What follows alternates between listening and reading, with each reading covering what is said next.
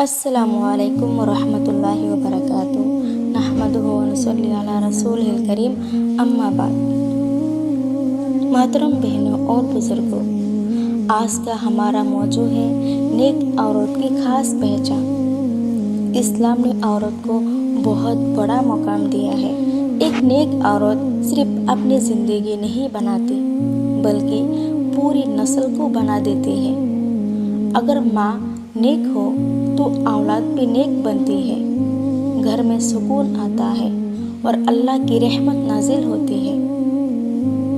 نبی کریم صلی اللہ علیہ وسلم نے فرمایا، دنیا ایک فائدہ کی چیز ہے اور دنیا کی سب سے بہترین نعمت نیک عورت ہے۔ سوچئے، اسلام نے نیک عورت کو دنیا کی سب سے بہترین دولت کہا۔ آج لوگ حسن کو دیکھتے ہیں، فیشن کو دیکھتے ہیں، دنیا کو دکھاتے ہیں، لیکن اللہ اور اس کے رسول صلی اللہ علیہ وسلم کے نزدیک اصل خوبصورتی حیا، ایمان اور اخلاق ہے۔ نیک عورت کی سب سے پہلی پہچان کہ وہ اپنی نماز کی حفاظت کرتی ہے، چاہے کتنا بھی کام ہو، بچے ہو، گھر کی ذمہ داری ہو، لیکن وہ اللہ کو نہیں بھولتی۔ نبی کریم صلی اللہ علیہ وسلم نے فرمایا، جب عورت 5 وقت کی نماز پڑھے، رمضان کے روزے رکھے، اپنی حیا کی حفاظت کرے اور اپنے شوہر کی اطاعت کرے تو اسے کہا جائے گا، جنت کے جس دروازے سے چاہو داخل ہو جاؤ۔ سوچئے، کتنی بڑی بشارت ہے۔ میری بہنوں، عورت کی اصلی زینت حیا ہے۔ حیا صرف کپڑوں میں نہیں، باتوں میں بھی ہوتی ہے، چلنے میں بھی، دکھنے میں بھی، سوشل میڈیا یوز کرنے میں بھی۔ نیک عورت اپنی عزت کی حفاظت کرتی ہے۔ نیک عورت اپنے والدین کی عزت کرتی ہے اور شوہر کے حقوق کا خیال رکھتی ہے۔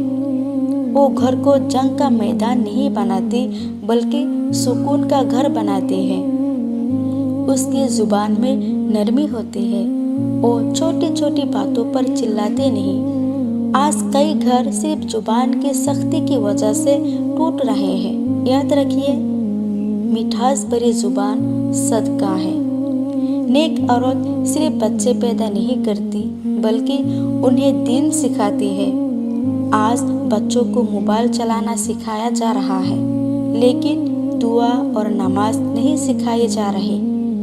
ایک ماں اگر چاہے تو اپنے بچوں کو عالم، حافظ، نیک انسان اور امت کا ہیرو بنا سکتی ہے۔